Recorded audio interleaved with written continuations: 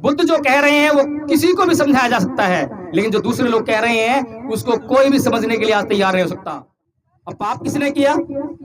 शरीर ने किया या आत्मा ने किया? पाप तो आत्मा ने किया। अब दंड किसको मिलेगा? आत्मा तो मरेगी नहीं, उसे तो ना दुख होगा ना दर्द होगा, कुछ नहीं होगा। अब कृष्ण जी क्या कह रहे हैं समझ में नहीं आ रहा। 9 रातों में मांस की बिक्री नहीं होगी।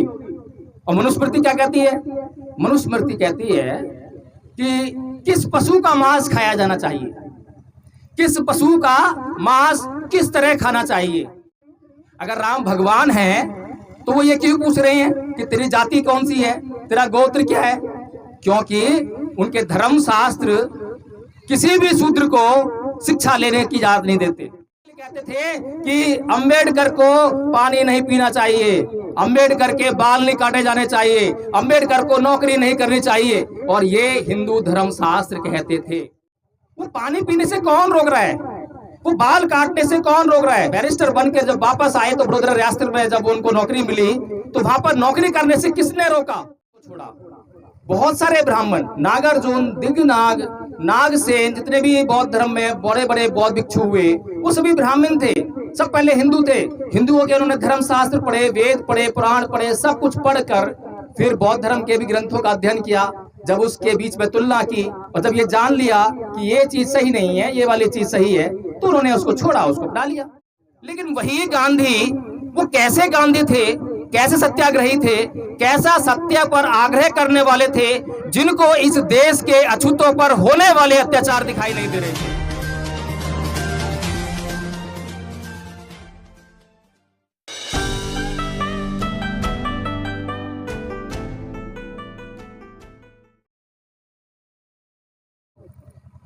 आखिर वे कौन लोग हैं जो इस देश में परम पूज्य बाबा साहब डॉक्टर भीमराव अंबेडकर का विरोध करते हैं या विरोध करना चाहते हैं? आखिर क्यों?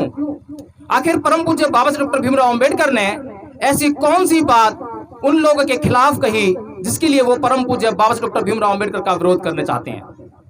आज ऐसी कोई भी बात मुझे सुनाई नहीं दी है जिसमें ऐसा लगा हो कि परम पूज्य बाबा साहब डॉक्टर भीमराव अंबेडकर ने इस देश के किसी भी जाति, किसी भी धर्म के किसी भी व्यक्ति के लिए उसके खिलाफ कोई बात कही हो।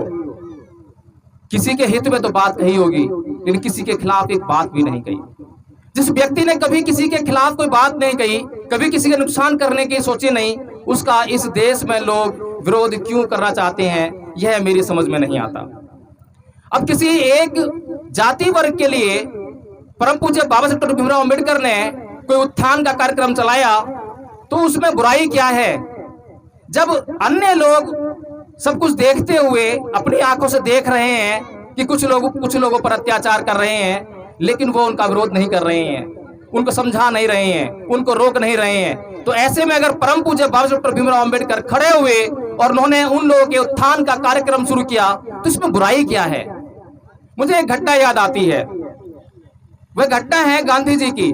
गांधी जी यहाँ से साउथ अफ्रीका गए और साउथ अफ्रीका गए तो उनको ट्रेन में अंग्रेजों ने धक्का देकर प्लेटफॉर्म पर फेंक दिया, उनकी पिटाई भी कर दी। और वहां अपनी पिटाई से इतना आहत हुए कि उन्होंने जो गोरे और काले का जो भेद होता था, पूरी दुनिया में जो गोरे और काले का भेद था, उसके खिलाफ वहां पे मुहिम छेड़ दी, वहां पे सत्याग्रह का आंदोलन कर दिया और उस सत्याग्रह के आंदोलन से बड़े प्रसिद्ध हो गए। लेकिन वही गांधी, वो कैसे गांधी थे, कैसे सत्याग्रही थे, कैसा सत्य पर आग्रह करने वाले थे, जिनको इस देश के अछूतों पर होने वाले अत्याचार दिखाई नहीं दे रहे थे? क्या ऐसा हो सकता है कि गांधी जी ने जब से वो पैदा हुए इस देश में, बड़े हुए, बैरिस्टर बनने के लिए लंदन गए, तब तक उन्होंने इस देश में किसी भी दलित पर अत्याचार होते हुए नहीं देखा? क्या ऐसा हो सकता है? क्या उन्होंने जरूर देखे होंगे, उन्होंने इतने अत्याचार होते हुए भी देखे, लेकिन उन्होंने कभी उसका विरोध नहीं किया। आखिर क्यों विरोध नहीं किया? अभी मैंने एक औरत को यह कहते हुए सुना कि उसकी लड़की यूक्रेन गई थी डॉक्टरी की पढ़ाई करने और वहां पर उसका मर्डर हो गया, एक तरह से युद्ध में मारी गई उसमें। तो वह बोलती है कि अगर आरक्षण इस देश में ना होता तो आज मेरी बेटी जिंदा होती। अब सोचने वाली बात है कि आरक्षण ना होता तो इसकी बेटी जिंदा होती। इसका मतलब ये है कि आरक्षण एक बुरी व्यवस्था है। इस पर चिंतन मनन किए बगैर कोई भी व्यक्ति अगर बोलता है तो मैं ये समझता हूं कि वह नासमझ है। वह उसी प्रकार से ना समझ है जैसे एक माँ अपने बेटे को कहती है उसकी सेहत को ध्यान में रखते हुए कि बेटा खीर खा ले, और वो बेटा कहता है, मुंडी लाता है कि नहीं मुझे खीर नहीं खानी है। वो माँ जिद करती है बेटा खीर खा ले नहीं तो भूखा रह जाएगा, तेरी सेहत खराब हो जाएगी। बार बार कहने पर वो हाँ कर देता है कि ठीक है माँ मैं खीर खा लूंगा, लेकिन मेरी शर्त है कि मैं अपनी ही कटोरी में खीर खाऊंगा। अपनी ही कटोरी में खीर खाएगा, चल कोई बात नहीं, ले अपनी कटोरी में खीर खा ले। फिर मुंडी लाता है कि मैं ये खीर नहीं खाऊंगा। फिर वो कहती है कि क्या हुआ, अब तो तेरी कटोरी में खीर है। वो कहता है कि इसमें कुछ काला काला पड़ा है। अब वो काला काला जो है कोई खराब चीज नहीं है, उसकी सेहत के लिए अच्छी चीज है, इलायची हो सकती है, कुछ भी हो सकता है, लेकिन माँ ने जानबूझ के डाला है, उसकी सेहत के लिए डाला है। लेकिन जब बेटा कहता है कि ना मुझे ये पसंद नहीं है, तो माँ उस इलायची को भी निकाल के बाहर कर देती है, ले बेटा आप तो खीर खा ले। मतलब बेटा जो है वो बातों को समझता नहीं है, उसको मालूम नहीं है कि क्या अच्छा है क्या बुरा है। ऐसा ही हाल आज हमारे देश में ऐसे नासमझ लोगों का है जो परम पूज्य बाबा साहब डॉक्टर भीमराव अम्बेडकर को समझते नहीं है और बिना समझे ही कुछ भी टिप्पणी कर बैठते हैं। परम पूज्य बाबा साहब डॉक्टर भीमराव अम्बेडकर ने 13 अक्टूबर सन 1935 को एक बात कही थी। परम पूज्य बाबा साहब डॉक्टर भीमराव अम्बेडकर ने इसी तरह के एक मंच पे, जिसमें आगे लाखों की संख्या में भीड़ थी, वहां पर कहा था कि मैं हिंदू धर्म में पैदा हुआ, यह मेरे बस की बात नहीं थी, लेकिन मैं हिंदू मरूंगा नहीं। अब ये बात जो लोग उस बच्चे की तरह आग्रही हैं, दुराग्रही हैं, जब वे लोग इस बात को सुनते हैं तो उनको बहुत बुरा लगता है और वे लगते हैं अम्बेडकर की आलोचना करने के लिए, बिना पूछे बिना जाने कि आखिर अम्बेडकर ऐसा क्यों कह रहे हैं कि उन्होंने हिंदू धर्म में पैदा हुए लेकिन वे हिंदू धर्म में मरेंगे नहीं, ऐसा क्यों कह रहे हैं। क्या परम पूज्य बाबा साहब डॉक्टर भीमराव अम्बेडकर इस देश और इस दुनिया में पहले व्यक्ति थे जिन्होंने हिंदू धर्म को छोड़ा और किसी अन्य धर्म को अपनाया? उससे पहले हिंदू धर्म को चलाने वाले जो ब्राह्मण लोग हैं, उनमें से बहुत से लोगों ने हिंदू धर्म को छोड़कर बौद्ध धर्म अपनाया। केदारनाथ पांडे जी जिन्होंने बौद्ध धर्म को अपनाया तो उन्होंने अपना नाम बदलकर राहुल सांकरतैन किया, उन्होंने हिंदू धर्म को छोड़ा। बहुत सारे ब्राह्मण, नागार्जुन, दिग्नाग, नागसेन, जितने भी बौद्ध धर्म में बड़े बड़े बौद्ध भिक्षु हुए, वो सभी ब्राह्मण थे, सब पहले हिंदू थे। हिंदुओं के उन्होंने धर्म शास्त्र पढ़े, वेद पढ़े, पुराण पढ़े, सब कुछ पढ़कर उनको जानकर समझकर फिर बौद्ध धर्म के भी ग्रंथों का अध्ययन किया, बौद्ध धर्म का अध्ययन किया। जब उसके बीच में तुलना की, कंपैरिजन किया और जब ये जान लिया कि ये चीज सही नहीं है, ये वाली चीज सही है, तो उन्होंने उसको छोड़ा, उसको अपना लिया। कपड़े भी तो हम ऐसे करते हैं, जो कपड़े हमें पसंद नहीं होते हैं उनको हम छोड़ देते हैं, या जो कपड़े हमें फिट नहीं बैठते हैं उनको छोड़ना पड़ता है, फिर हमें नए कपड़े सिलवाने पड़ते हैं जो हमें पसंद हो, जो हमें फिट हो जाएं अपने फिटनेस के हिसाब से। तो इसमें बुराई क्या है? परम पूज्य बाबा साहब डॉक्टर भीमराव अम्बेडकर ने कोई पैदा होते ही हिंदू धर्म नहीं छोड़ दिया, कोई नादानी में हिंदू धर्म नहीं छोड़ा। वो बड़े हुए, बड़े होने के बाद वे विदेशों में पढ़ने गए, तमाम तरह की शिक्षाएं उन्होंने हासिल की। बड़ी बड़ी शिक्षाओं को हासिल करने के बाद, बड़ी बड़ी डिग्रियों को हासिल करने के बाद भी जब वे अपने देश में वापस आए तब भी उन्हें वो सम्मान नहीं मिला जो एक आम इंसान को सम्मान मिलना चाहिए। बचपन में जब उनको बाल काटने की बात हुई, जब वो नाई के पास गए कि भाई मेरे बाल काट दो, वो भैंस के बाल काट रहा था, तो उसने बाबा साहब के बाल काटने से इनकार कर दिया। तो बाबा साहब कहते हैं कि भाई तुम भैंस के बाल काट सकते हो, मेरे बाल क्यों नहीं काट सकते?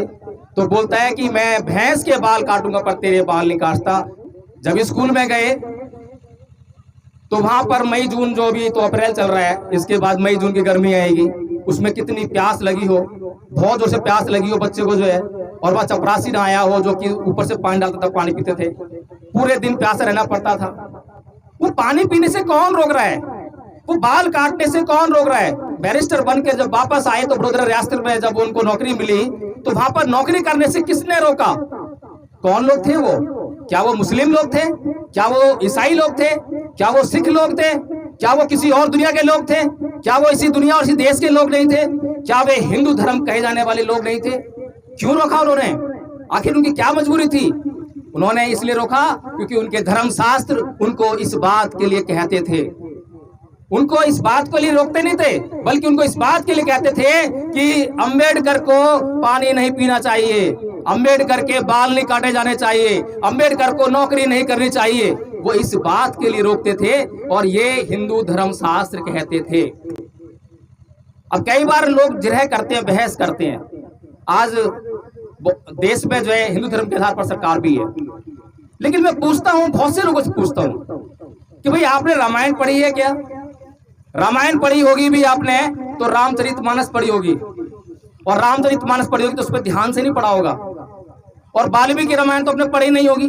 अब वाल्मीकि रामायण में एक शंबुक वध का एक प्रकरण है।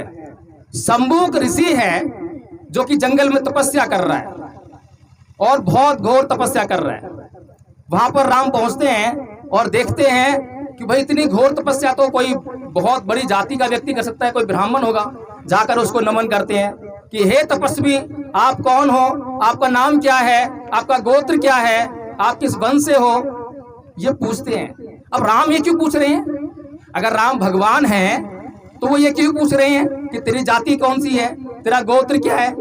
क्योंकि उनके धर्म शास्त्र किसी भी शूद्र को शिक्षा लेने की इजाजत नहीं देते। ये मैं नहीं कह रहा, ये वाल्मीकि रामायण कह रही है, और वाल्मीकि रामायण कह रही है और मैं नहीं कह रहा हूं, तो वो कभी भी आप पढ़ सकते हैं, कोई भी पढ़ सकता है, किसी को रोका नहीं गया है। और वहां पर जब राम को ये पता लगता है, जब शंबुक अपना परिचय देते हुए कहते हैं कि हे राम, मैं शूद्र शंबुक हूं, तो इस पर राम विचलित हो उठते हैं, क्रोधित हो उठते हैं कि अरे इतना बड़ा जुल्म! धर्म शास्त्रों ने ये कहा है कि शूद्र को शिक्षा लेने का अधिकार नहीं है, और तुम शिक्षा ग्रहण कर रहे हो और यहाँ उपदेश भी दे रहे हो, शिक्षा ली और लोगों को बांट भी रहे हो शिक्षा को, जो है ये तो बहुत घोर अन्याय है धर्म शास्त्रों के साथ में। जब उन्होंने ये देख लिया, जान लिया कि ये तो शूद्र है, तुरंत तलवार म्यान से निकाली और शंबुक का सर धड़ से अलग कर दिया। अब बताइए, अगर भगवान राम भगवान थे, ईश्वर थे, तो उन्होंने एक शूद्र का इस बात पर बद्ध क्यों किया कि वो शिक्षा ले रहा है और शिक्षा दे रहा है? क्या अपराध किया? महाभारत में हम पढ़ते हैं, एकलव्य का प्रकरण पढ़ते हैं ना, तो गुरु द्रोणाचार्य है, उसका अंगूठा मांगते हैं। तो गुरु दक्षिणा कब दी जाती है? जब कोई शिक्षा दे और उस शिक्षा को लेकर आदमी तैयार हो जाए और कहे कि हाँ वास्तव में आपकी शिक्षा लेकर मैं तैयार हो गया।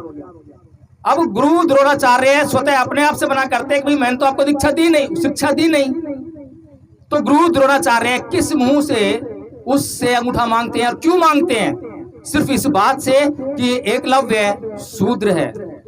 अब ये कौन कह रहा है?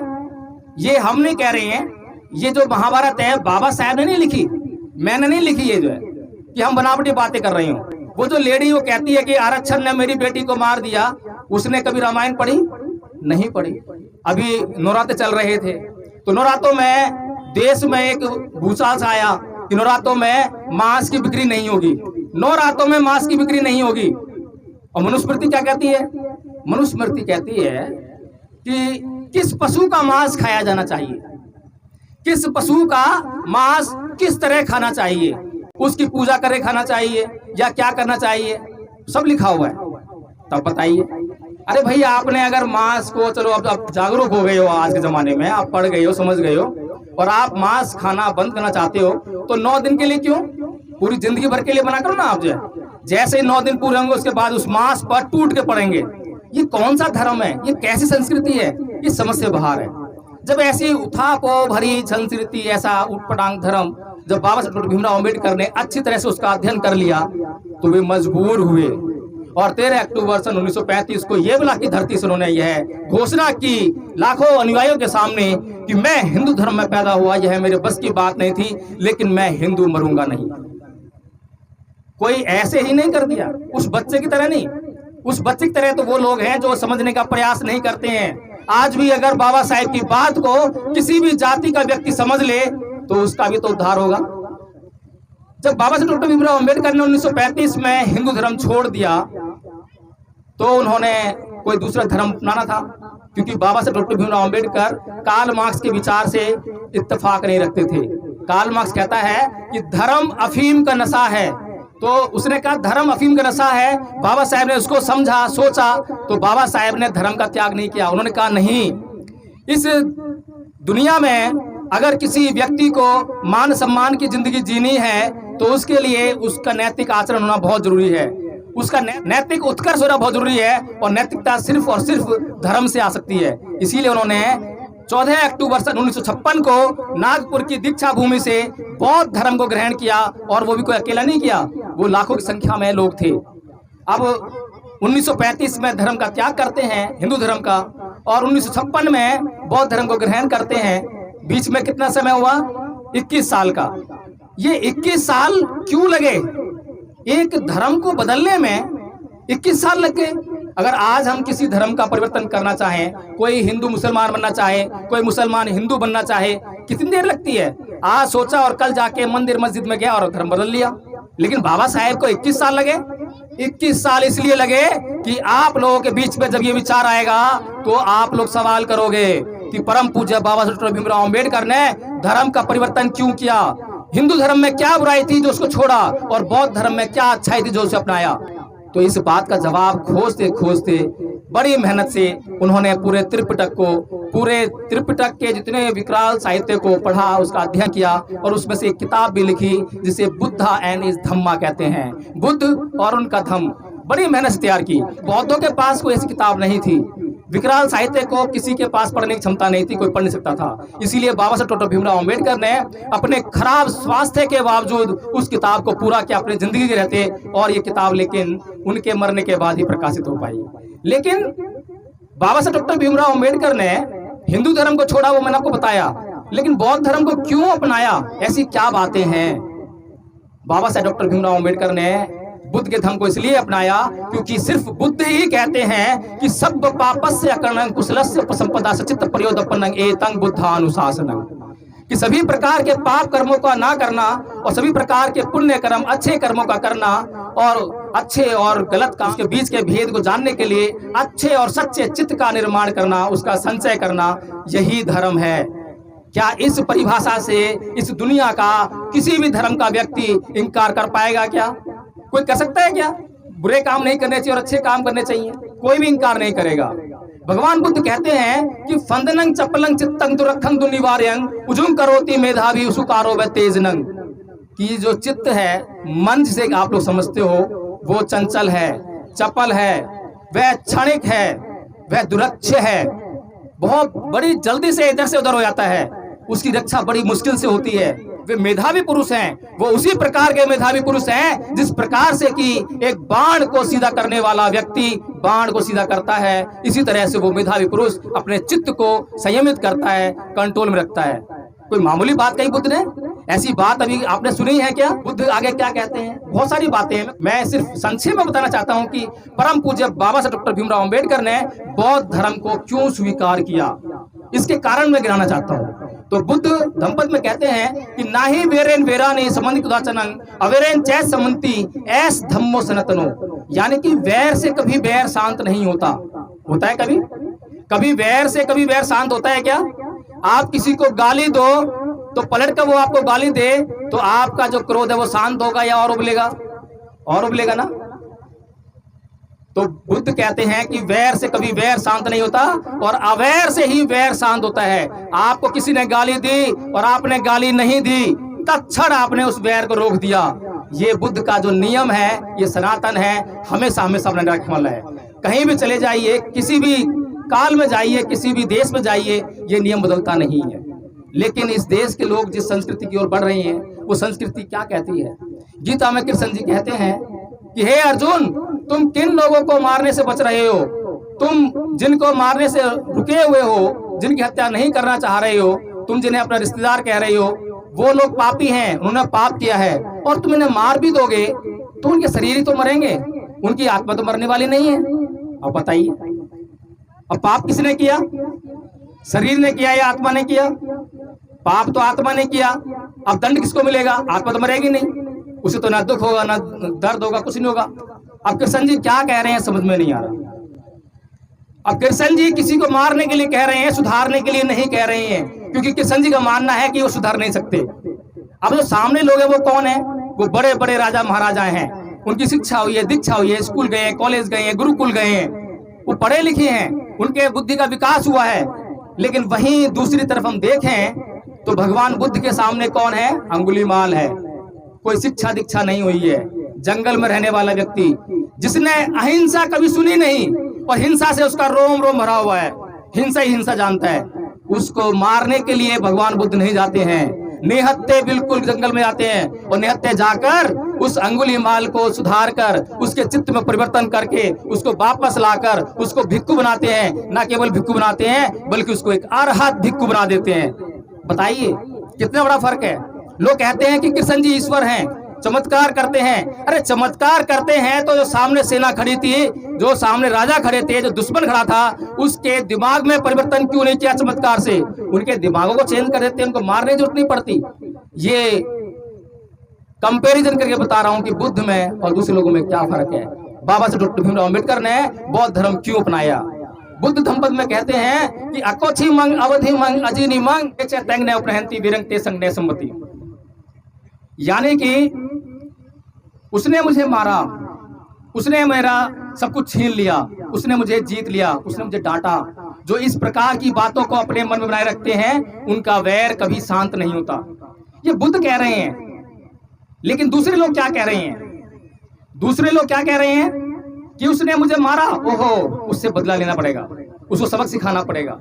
आज ऐसी संस्कृति हमारे दिमाग में डेवलप कर दी गई है और ऐसी संस्कृति डेवलप हो गई है तो हमारा जो आचरण है वो अशुद्ध हो गया है, हम शुद्धता से भाग रहे हैं। बुद्ध जो कह रहे हैं वो किसी को भी समझाया जा सकता है, लेकिन जो दूसरे लोग कह रहे हैं उसको कोई भी समझने के लिए आज तैयार नहीं हो सकता। तो ये जो मैंने मूल अंतर बताया है कि परम पूज्य बाबा साहब डॉक्टर भीमराव अम्बेडकर ने 13 अक्टूबर सन 1935 को हिंदू धर्म क्यों छोड़ा और 14 अक्टूबर सन 1956 को नागपुर की दीक्षा भूमि से बौद्ध धर्म को क्यों ग्रहण किया, ये मैंने कुछ कारण बताए हैं जिनको आप सोच सकते हैं, समझ सकते हैं। और अगर गहन चर्चा करनी हो तो कभी भी मुझे बुलाएं, मैं तुरंत आऊंगा और आप लोग चर्चा करूंगा। मैं अपने इन्हीं बातों के साथ में अपनी बात को विराम देता हूं। बातें तो बहुत सारी करने के लिए थी, लेकिन समय को मैं समझ रहा हूं और भी वक्त है, तो इसके साथ अपनी बात समाप्त करता हूं। जय भीम।